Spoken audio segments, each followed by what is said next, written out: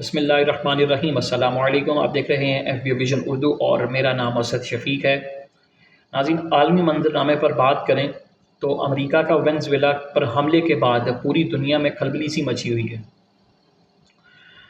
Donald Trump کی ہر طرف سے لعن طعن بھی ہو رہی ہے اور یہ بھی کہا جا رہا ہے کہ اس نے یہ کیا حماقت کی ہے۔ کہیں تشویش کا اظہار کیا جا رہا ہے اور کہیں پر احتجاج کیا جا رہا ہے۔ تو سب سے پہلے ہم بات کرتے ہیں کہ وینزویلا کے صدر نکولس مادورو کو امریکی عدالت میں پیش کیا گیا، جہاں انہوں نے الزامات تسلیم کرنے سے انکار کرتے ہوئے کہا کہ میں ایک اچھا انسان ہوں، مجھے اغوا کیا گیا۔ مادورو اور ان کی اہلیہ کو بروکلن سے بذریعہ ہیلی کاپٹر مینہٹن لایا گیا، جہاں سے انہیں ایک بختربند گاڑی میں عدالت منتقل کیا گیا۔ مادورو کو قیدیوں کا یونیفارم پہنائے اور ہتھ کڑیوں میں جکڑ کر عدالت میں پیش کیا گیا۔ عدالتی کارروائی کو ہسپانوی زبان میں سمجھنے کے لیے انہوں نے ہیڈ فون بھی پہن رکھے تھے۔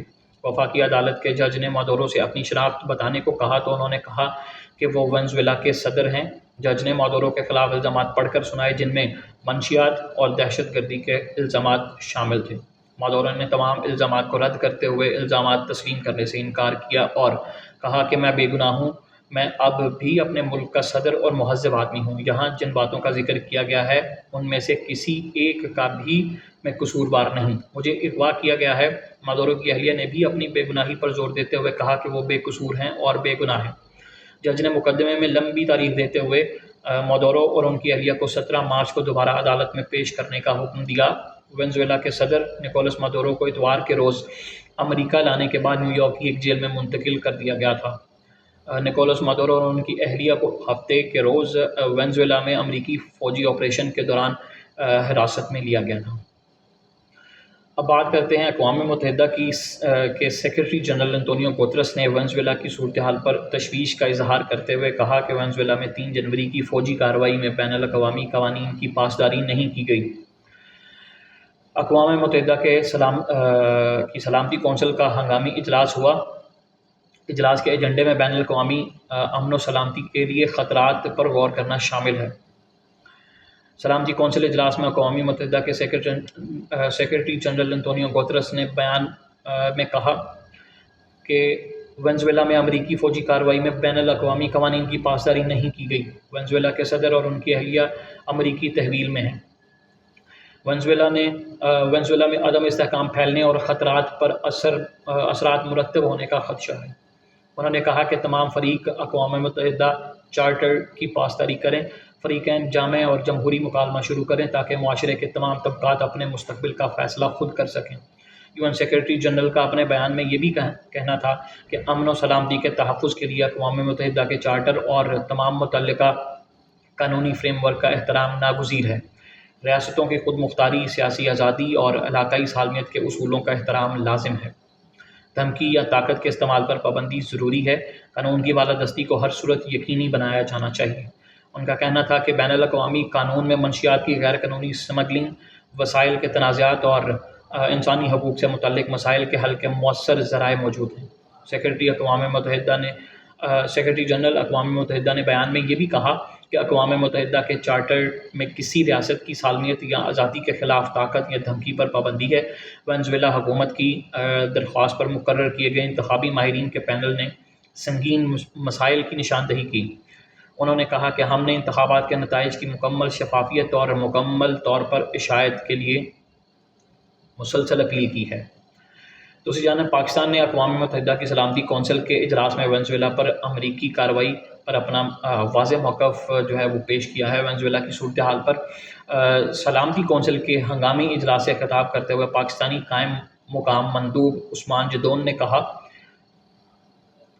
کہ کیریبین خطے میں عدم استحکام علاقائی اور عالمی امن و سلامتی کے لیے نیک شگون نہیں، کیونکہ دنیا پہلے ہی کئی بحرانوں سے دوچار ہے۔ پاکستانی قائم مقام مندوب عثمان جدون نے یہ یک طرفہ فوجی کارروائی کو UN چارٹر اور ریاستی خود مختار استثناء کے نظریے کے خلاف ورزی قرار دیا۔ پاکستانی قائم مقام مندوب نے یہ بھی زور دیا کہ اقوام متحدہ کے چارٹر کے مطابق کسی بھی ملک کی سرحدی سالمیت یا سیاسی آزادی کے خلاف طاقت کا استعمال یا دھمکی سے گریز کرنا لازم ہے۔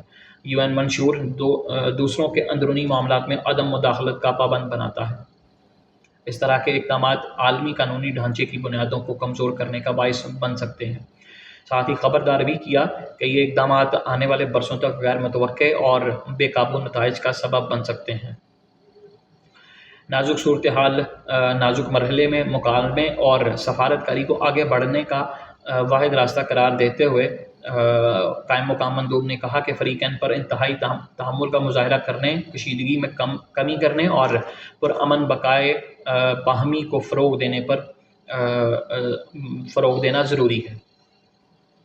اسی پر روس اور چین نے بھی شدید رد عمل دیتے ہوئے کہا کہ صدر مادورو اور ان کی اہلیہ کو رہا کیا جائے۔ سلامتی کونسل کے ہنگامی اجلاس میں روسی مندوب نے کہا کہ کراکس میں امریکی جرائم کا کوئی جواز نہیں، امریکہ کو یہ اجازت نہیں دی جانی چاہیے کہ وہ خود کو کسی قسم کا اعلیٰ ترین مصنف قرار دے کسی قسم کا اعلیٰ ترین منصف قرار دے اور کسی بھی ملک پر حملہ کرے۔ روسی مندوب کا کہنا تھا کہ لاقانونیت کے دور اور طاقت کے زور پر امریکی بالادستی کا واپسی کا پیش خیمہ نہیں۔ چینی مندوب نے کہا کہ کوئی بھی ملک نہ تو دنیا کا پولیس مین بن سکتا ہے اور نہ ہی خود کو عالمی منصف سمجھنے کا حق رکھتا ہے۔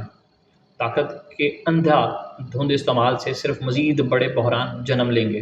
امریکہ دھونس اور جبر پر مبنی اپنی پالیسیوں کو ترک کرے۔ امریکہ نے ہفتے کو وینزویلا پر حملہ کیا اور امریکی ڈیلٹا فورس وینزویلا کے صدر مادورو اور ان کی اہلیہ کو ان کے صدارتی محل سے اٹھا کر لے گئی، جبکہ امریکی صدر ڈونلڈ ٹرمپ کا کہنا تھا کہ مادورو اور ان کی بیوی کو ان کے بیڈ روم سے پکڑ کر نیو یارک لایا گیا۔ امریکہ میں ان کے خلاف منشیات اور دہشت گردی کے الزامات کے تحت مقدمہ چلے گا۔